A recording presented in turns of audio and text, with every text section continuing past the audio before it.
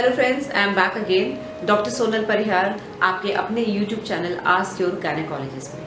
आज का टॉपिक बहुत ही कॉमन और बहुत ज़्यादा इस रिक्वेस्ट इस टॉपिक के लिए आई है, वो है मीनोपॉज यानी कि रजोनवृत्ति। रजोनवृत्ति हर औरत के लाइफ टाइम का एक बहुत इम्पॉर्टेंट हिस्सा है, क्योंकि आजकल लाइफ स्पैन बहुत इंक्रीज़ हो गया है। आजकल लोग 80 साल 90 साल तक जीते हैं, तो रजोनवृत्ति में बहुत ज़्यादा समय बिताते हैं। रजोनवृत्ति यानी कि पीरियड्स का बंद हो जाना, ये नॉर्मली 40 साल से 55 साल तक की लेडीज़ में होता है। 40 साल से अगर पहले हो जाता है तो इसको प्री मेच्योर मीनोपॉज बोलते हैं, यानी कि टाइम से पहले मीनोपॉज यानी कि रजोनवृत्ति हो गया। तो ऐसे में आपको कुछ सप्लीमेंट्स, कुछ ड्रग्स आपके डॉक्टर देंगे, जिससे कि आपकी हड्डियाँ कमज़ोर ना हो और आपको और जो मीनोपॉज वाली प्रॉब्लम्स है वो ना हो। और अगर 55 के बाद यानी कि 55 साल के बाद भी आपको पीरियड आ रहा है तो आपको डॉक्टर के पास जाके चेकअप कराना जरूरी होता है कि 55 के बाद भी पीरियड कैसे आ रहा है। ओके, तो आज क्योंकि ये टॉपिक बहुत बड़ा है तो इसको हम 3 पार्ट्स में बनाएंगे। आज मैं लेकर आई हूँ आपके पास वो कॉमन सिम्टम्स, वो कॉमन प्रॉब्लम्स जो कि ज़्यादातर सारी लेडीज़ में देखी जाती है। ये स्पेसिफिक नहीं है कि किसी किसी में ही होंगी, ये जनरली सभी में होती है। राइट, तो डिस्कस करते हैं जो कॉमन प्रॉब्लम्स होती है। रजोनवृत्ति में मोस्ट कॉमन प्रॉब्लम क्या होगी? मोस्ट कॉमन सबसे पहले आते हैं पीरियड्स की इर्रेगुलरिटी, यानी कि पीरियड्स का अनियमित होना। उसी से आपको पता चलता है कि आप रजोनवृत्ति की तरफ जा रहे हैं। राइट, अब रजोनवृत्ति की तरफ जाते कब हैं? जब आप 40 के बाद आपकी एज बढ़नी शुरू होती है। 1 साल तक जब आपको पीरियड बिल्कुल नहीं आता, उसको कहते हैं कि आप रजोनवृत्ति में चले गए। अगर आपको 2-3 महीने या 4 महीने या 6 महीने पीरियड नहीं आया तो उसका मतलब ये नहीं कि आप मीनोपॉज में चले गए। राइट, बहुत सी लेडीज सोचती है मेरे को 6 महीने से पीरियड नहीं आया, मेरा तो मीनोपॉज हो गया। ऐसा नहीं है, उसको सेकेंडरी एमेनोरिया बोलते हैं। मीनोपॉज में जाने के लिए पूरा 1 साल निकलना चाहिए बिना पीरियड के। ओके, पीरियड्स इरेगुलर होते हैं तो कभी कभी जल्दी भी आ सकते हैं, कभी कभी लेट भी आ सकते हैं। लेट आते हैं तो फिर ऑब्वियसली हैवी आते हैं, 2-3 महीने बाद आते हैं तो हैवी हो जाते हैं, क्योंकि अंदर ग्रोथ ज़्यादा हो जाती है। अलग अलग कंडीशंस होती हैं। एक बार डॉक्टर के पास जाके चेकअप कराना जरूरी होता है। ब्लड टेस्ट कराएं देखने के लिए कि रजोनवृत्ति आ रही है या फिर कोई और कारण है। कभी कभी डीएनसी की जरूरत पड़ सकती है, बायोप्सी की जरूरत पड़ सकती है। डॉक्टर ये चेक करते हैं कि कभी कोई और बीमारी तो नहीं है। मीनोपॉज है तो कोई दिक्कत ही नहीं है, मीनोपॉज की तरफ जा रहे हो तो सभी जाते हैं। ओके, सेकेंड कॉमन प्रॉब्लम जो कि बहुत ही कॉमन है रजोनवृत्ति में, वो है हॉट फ्लशेस। हॉट फ्लशेस यानी कि सडनली आपकी बॉडी में एक हीट का सेंसेशन, एक बहुत तेज गर्मी का सेंसेशन, एक लहर आती है जो कि आपकी चेहरा, आपके नेक और आपकी चेस्ट से उठती है। एकदम सडनली हॉट फ्लश आना और एकदम से पसीना आके वो खत्म हो जाना। इसके स्टार्ट होने से जस्ट पहले आपको एक इलेक्ट्रिक शॉक जैसे सेंसेशन लगता है। आपको पता चलता है कि आपको एकदम हॉट फ्लश आने वाला है, कहीं भी बैठे बैठे, कभी लेटे लेटे, और एकदम से पसीना छूटता है और ये ठीक हो जाता है। हार्मोनल चेंज है, हार्मोन्स आपकी ईस्ट्रोजन बॉडी में बिल्कुल खत्म हो रहा है और आपका जो ब्रेन वाला हार्मोन है FSH वो बहुत ज़्यादा बढ़ गया है। तो इन दोनों की फ्लक्चुएशंस की वजह से ये प्रॉब्लम होती है। ओके, नाइट स्वेट्स यानी कि रात में सोते सोते एकदम से पसीना आना। ये भी वही टेम्परेचर का चेंजेस हैं, क्योंकि आपके हार्मोन्स फ्लक्चुएट हो रहे हैं, आपका टेम्परेचर बैलेंस जो है बॉडी का वो बिगड़ रहा है। Okay, this is very common. अब आपके दिमाग में क्या क्या चेंजेस हो सकते हैं? सबसे पहले तो इरिटेबिलिटी, एक हमेशा एक डिप्रेशन, एक मूड स्विंग्स। कभी आपको गुस्सा आता है, कभी आपको इरिटेशन होता है, कभी बच्चों पे इरिटेशन होता है, कभी आपको बहुत ज़्यादा डर लगता है, एक एंजाइटी लेवल बढ़ जाता है आपको टेंशन बहुत ज़्यादा रहने लगती है। इस वजह से आपको रात में नींद नहीं आती है, आपको हर बात की टेंशन शुरू हो जाती है। ये सब हार्मोनल चेंजेस हैं। राइट, आपको नींद नहीं आना, आपका लैक ऑफ कॉन्सेंट्रेशन होना, यानी कि आप कुछ काम कर रहे हैं तो आप जो यंग एज में इतना अच्छा काम करते थे, ओल्ड एज में आते आते आपका कॉन्सेंट्रेशन कम हो जाता है। कॉन्सेंट्रेशन कम होता है तो ऑब्वियसली आपको कुछ भी चीज़ लिखने में, पढ़ने में, देखने में दिक्कत होती है। कई बार आपकी लाइफस्टाइल, आपके पार्टनर के साथ आपकी ट्यूनिंग, आपके बच्चों के साथ आपकी ट्यूनिंग थोड़ी ख़राब हो सकती है। बट ये सब नॉर्मल चेंजेस हैं, इससे हताश ना हो। बहुत ज़्यादा अगर आपकी लाइफ में प्रॉब्लम आ रही है इसकी वजह से, तो आप डॉक्टर से पूछ के कुछ मेडिसिन, सप्लीमेंट्स ले सकते हैं। ओके, साथ साथ में हेडेक्स भी बढ़ जाते हैं। हेडेक्स जरूरी नहीं कि हमेशा ही हर लेडी को हो।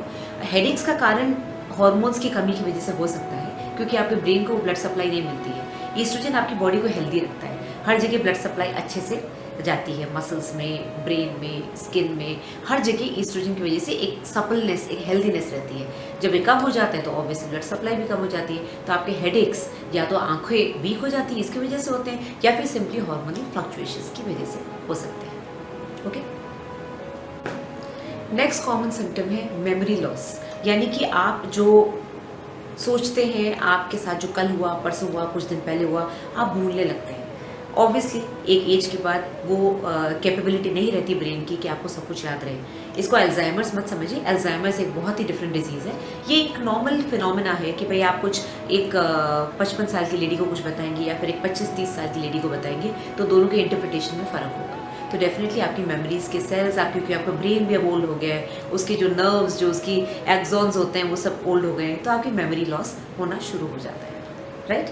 आपको बहुत जल्दी थकान लगती है, आपके मसल्स यानी कि आपकी मांसपेशियों में ब्लड सप्लाई की कमी हो जाती है ईस्ट्रोजन की वजह से, तो आप जल्दी थक जाते हैं। आपका सेक्स की तरफ इंटरेस्ट कम हो जाता है, जिसको बोलते हैं लैक ऑफ लिबिडो। ये भी ऑब्वियसली हार्मोन्स की वजह से है, जैसे जैसे एज बढ़ती है ये प्रॉब्लम्स आती हैं, राइट। फिर आपकी ब्रेस्ट्स बहुत ज़्यादा टेंडर हो जाती है। मैंने अपने प्रीवियस वीडियो में बताया था, अगर आपने अभी तक सब्सक्राइब नहीं करा है तो मेरे चैनल को सब्सक्राइब करिए, आपको सारे वीडियोस लाइन से दिखेंगे। मैंने PMS यानी कि प्री मेंस्ट्रुअल सिंड्रोम में बताया था कि ब्रेस्ट टेंडरनेस बहुत कॉमन है जस्ट बिफोर पीरियड्स, राइट। तो मेनोपॉज में भी क्योंकि आपकी स्किन इतनी पतली हो जाती है, आपकी ब्लड सप्लाई चारों तरफ बॉडी की चेंज हो जाती है, तो आपकी ब्रेस्ट कभी कभी टिंगलिंग सेंसेशन देती है, कि इलेक्ट्रिक शॉक सेंसेशन देती है, जो कि स्किन में भी आता है, सडनली हॉट फ्लैश भी आता है और ब्रेस्ट में भी आता है।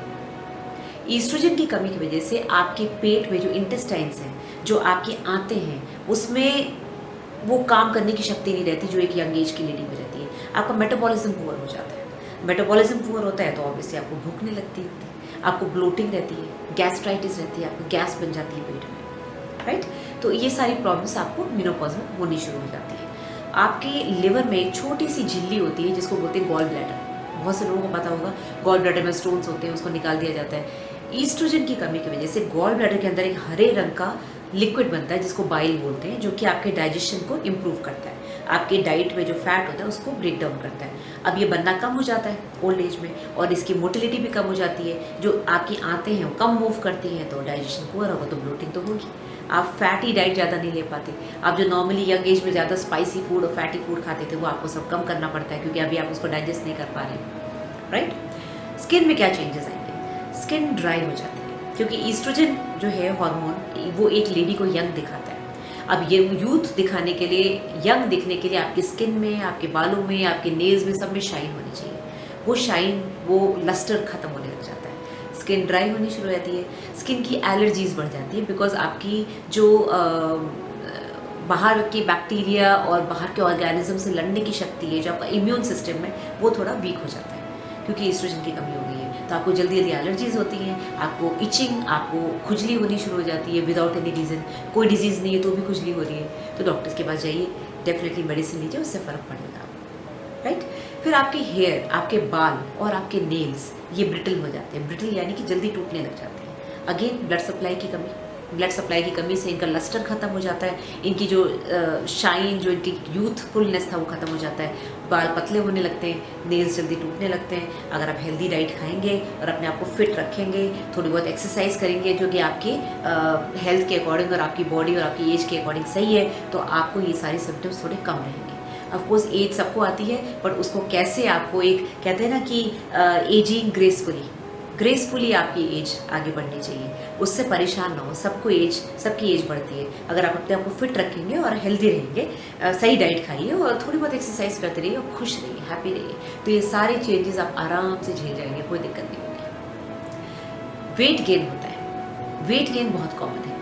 वेट गेन क्यों होता है? क्योंकि आपकी मोटिलिटी, आपकी मोबिलिटी कम हो जाती है, आपकी बॉडी इतना काम नहीं कर पाती, आपका जो फैट डिस्ट्रीब्यूशन है बॉडी का वो चेंज हो जाता है। शुरू में शायद आप वेस्ट से, कमर से पतले होते हैं, बाद में आपका यहीं पर फैट शुरू हो जाता है। लेडीज़ का फैट नॉर्मली हिप्स पे, अपर थाइस पे, आर्म्स पे, और एक ये जो वेस्ट वाला एरिया है ये थोड़ा चौड़ा होना शुरू हो जाता है क्योंकि आपका पूरी बॉडी का मेटाबॉलिज्म, पूरी बॉडी के हार्मोनल चेंजेस, फैट डिस्ट्रीब्यूशन सब चेंज हो जाता है। तो ये बड़ी नॉर्मल सी बात है। फिट रहिए, हेल्दी रहिए, और बॉडी स्ट्रक्चर तो सबका चेंज होता है। आपकी हाइट भी थोड़ी सी कम दिखने लग जाती है क्योंकि धीरे धीरे आपकी स्पाइन जो है थोड़ी स्टूप हो जाती है, आपकी जो वर्टिब्रे हैं वो थोड़े से नीचे दब जाते हैं, तो दबने से आपकी हाइट भी कम हो जाती है, आप थोड़ा सा झुक जाते हैं। सब नॉर्मल सी बात है, कोई बड़ी बात नहीं है, ओके।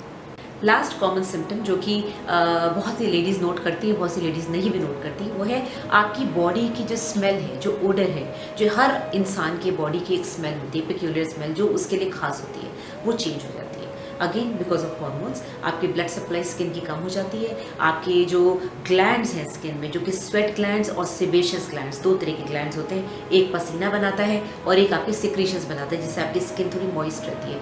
वो दोनों ग्लैंड्स स्किन में जो है ईस्ट्रोजन से इफेक्ट हो जाते हैं, तो ऑब्वियसली आपकी ओडर, जो आपका स्किन का जो वो है स्मेल है, वो थोड़ी सी चेंज हो जाती है। तो कोई डरने की बात नहीं है, आप बिंदास होकर रजोनिवृत्ति को यानी कि अपने मेनोपॉज को एंजॉय करें, हर एज का अपना एक लुत्फ उठाएं। और नेक्स्ट वीडियो में हम देखेंगे कि कुछ स्पेसिफिक सिम्टम्स जिसके लिए आपको डॉक्टर के पास जाना पड़ता है और सब लेडीज़ को नहीं होता है, ये भी मेनोपॉज से कनेक्टेड होते हैं।